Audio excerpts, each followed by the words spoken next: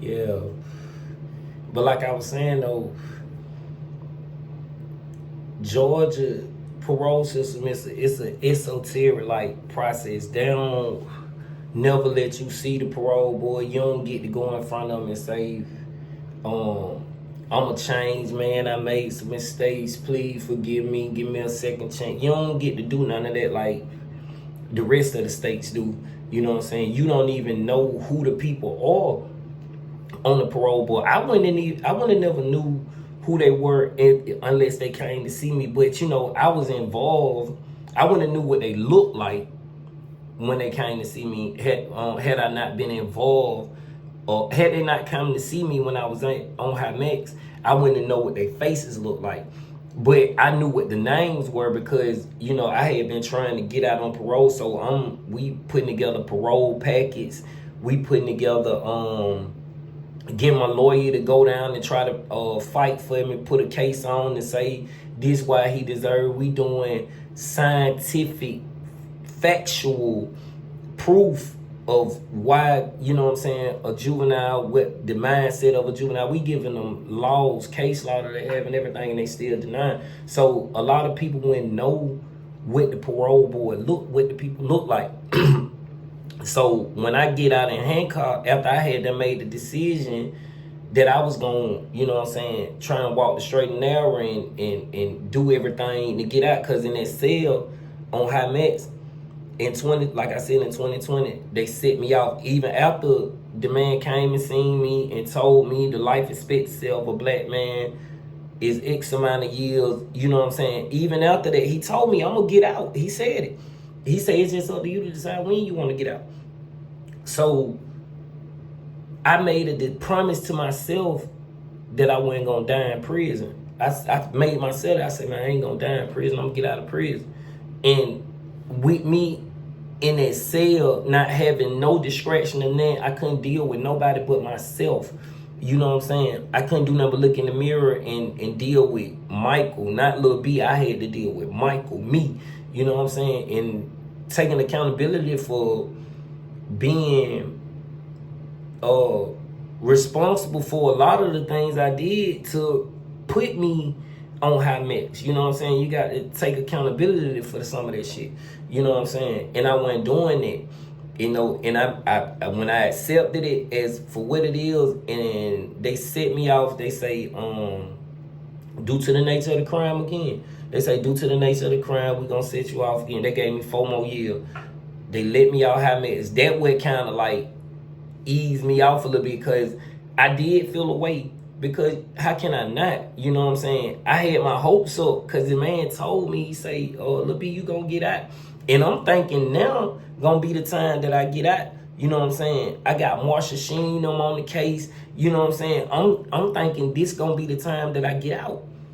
And man, them folks sent me that bomb in the mail for 4 years, let me out High Max.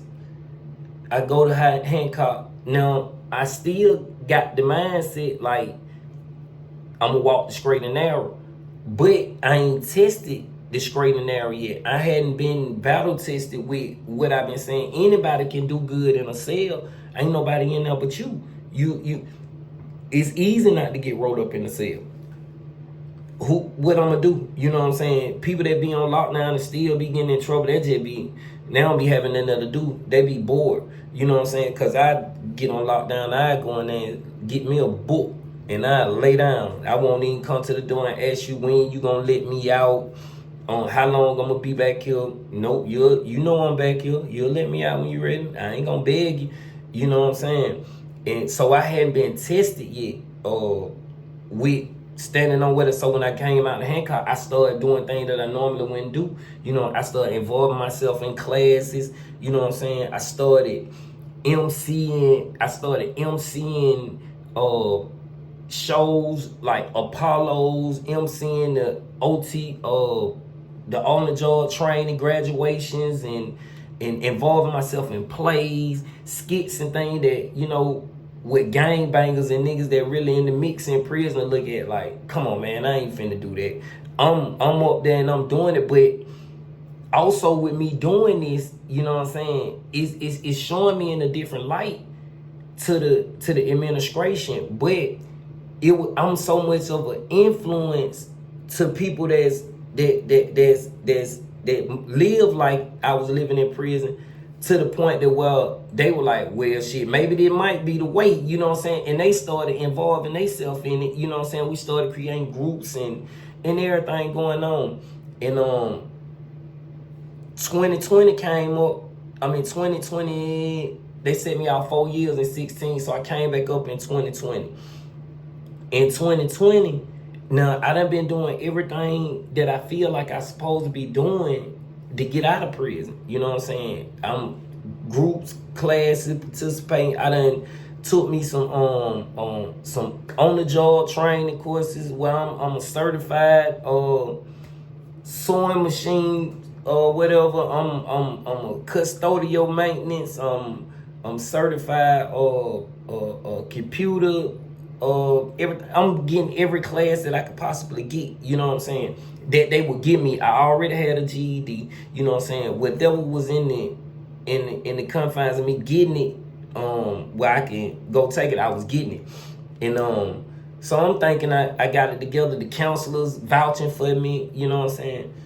Man, them folk hit me with 2 more years. That was devastating. You know what I'm saying? Like in 2020, they say and I had done like 24 years, like 25 years. I had done like 24 years, 23, 24 years. I had done like 24 years. They say I had done 23 years. And they say, give me 2 more. They asked for 2 more years. They say I hadn't done enough time. Now, you done had me since I've been 13 years old. Here I am, here it is, from 1997, here it is, 2020, and you talking about give you 2 more years. You know what I'm saying? I guess that was the one to see if I was going to snap or see how I was going to feel about it. You know what I'm saying? Because I told you I hadn't been tested yet. You know what I'm saying? And so soon as they hit me with that set out, I'm like, okay, you know what I'm saying? At least it wasn't number 2, you know what I'm saying? Now, I'm going to the Lifers group, and I'm talking to people that be deep into fighting with the parole board, trying to get some of the guidelines that they got changed or whatever. And matter of fact, it was a dude named Sean White. I'll never forget him. You know what I'm saying? It was a brother, Muslim brother. And he was like, yeah, they'll set you off 4 years, 2 years, then they'll come down to 1, and then they'll keep on sending you out every year. He was giving me the ropes. Let me know that they can't, if they set you out 1 year this year, they can't go back and come back the next year and set you out 3 years. He put me down on all that. So I'm like, okay, so the next time they probably set me out 1. I'm preparing myself for it mentally. And still not battle tested though. I just didn't snap. That was the easy part. I ain't got but a 2-year set out at 24 months. You know what I'm saying? I'm gonna be right back in front of you in 24 months. So I'm like, I can deal with that, I can handle that. Then come the test for real when your past catch up with you, you know what I'm saying? And the things that you was involved with, you know what I'm saying, the gang banging and all that. Now it's time to see, is you gonna stand on what you promised yourself in the hole, or you gonna get in the mix with the chain gang banging and get stuck in here for life? You know what I'm saying? I was at that crossroad, and it came in the most bizarre way. Like I said in the story before, it came at a time where I just had got a 2-year set off. These people, you know what I'm saying, somebody from, you know, they came, they tried to stab me. They did stab me, actually. They stabbed me twice, you know what I'm saying? They stabbed me in my arm right here and stabbed me somewhere over here with the machete. Yeah, but and didn't nobody go to the hole but the dude that did the worst way. I didn't go to the hole because they was running. They ran off and left. They probably because I was fighting back. I wasn't going that bad. And nobody went to the hole, which was an act of God because it was bad for Buddy. And they put me in, I went in the cell, and I'm thinking, bro, I ain't thinking about going home no more. You know what I'm saying? Somebody just violated me. Niggas, you just drew my blood. You know what I'm saying? My blood is sacred. You know what I'm saying? Then y'all just stabbed me. Y'all just ran down on me. You know what I'm saying? Y'all just ran down on me. I ain't saying I'm untouchable because everybody can get touched, but I do the running down. You know what I mean? Wait, you gonna run down on me, nigga? I'm like that too. You know what I'm saying? Probably more like that than you. Cause y'all run, I would have got the job done. And so, you know, I'm in the cell pacing, figuring it out, you know, drawing up the play. Like, these niggas got me fucked up. But y'all, wait, y'all niggas done stab me and let me stay on the compound and y'all on the compound. Boy, it's up. You know what I'm saying? That was my resolve. But I'm gonna tell you something. Everything be done for a reason. They locked the whole prison down after that. You know what I'm saying? They already knew I had shit. It was me and another nigga going back and forth. They knew it, but I wasn't doing nothing. You know what I'm saying? Nigga was trying to get me, but every time they try to get me, you know, I be on it. We on point. I'm ready for whatever. You know what I'm saying? And so they never could do what they wanted to do. And so, but the administration noticed. But anytime they hear a little squabble or somewhere, they shut the whole prison down. They shut the prison down for like a week. And we all on lockdown. You know, and you know, being locked down like that, you kind of lose that fire a little bit. You know what I'm saying? You ain't as mad no more because it done happen. You know, you see them, you gonna get them. You know what I'm saying? You know that part. But then you go to thinking like, damn, boy, I stabbed and then I killed one of them, boy. I'm finna go to high mat. Then I'm finna get ready to come up for parole in 2 years. Then you go to questioning what you about to do, and that's what I did. And just so happy, man, I ain't retaliate because we was on lockdown and shit. And by the time we came on lockdown, and I got the opportunity to walk around, you know, everything was good. I say, you know what? I ain't gonna even do nothing, bro. You know what I'm saying? I said, I ain't gonna even do nothing. Everybody looking at me like, damn, why no little beef in the goddamn get some get back. Woo, woo, woo. Hell nah, bro, I ain't gonna do nothing. You know what I'm saying? What I'm gonna do something for?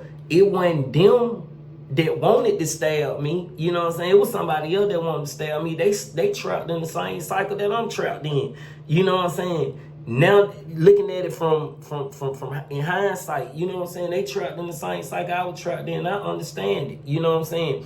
If you got a life sentence, you got to do life in prison for the rest of your life. You just on year number 5. You know what I'm saying? And you got one of the biggest sets in Georgia telling you, nigga, you do this, or if you don't do it, nigga, we gonna do it to you.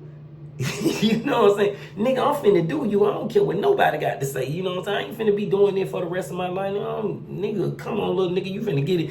That would have been my resolve. So I understand it. But by me having the balls to say, I ain't gonna do nothing about it, and niggas that know I'm on that, like, damn, shawty, it look be getting soft for anything, you know what I'm saying? I rolled during the process. Ain't like them niggas did me nothing. You know what I'm saying? They ain't really harm me. You know what I'm saying? They got it worse than me. They only barely stabbed me with a dull ass machete and a little piece of fence. You know what I'm saying? So I considered all that. So I'm like, man, it ain't them that's the issue. It's the nigga that sent them that's the issue. You know what I'm saying? My mind was on him, but really my mind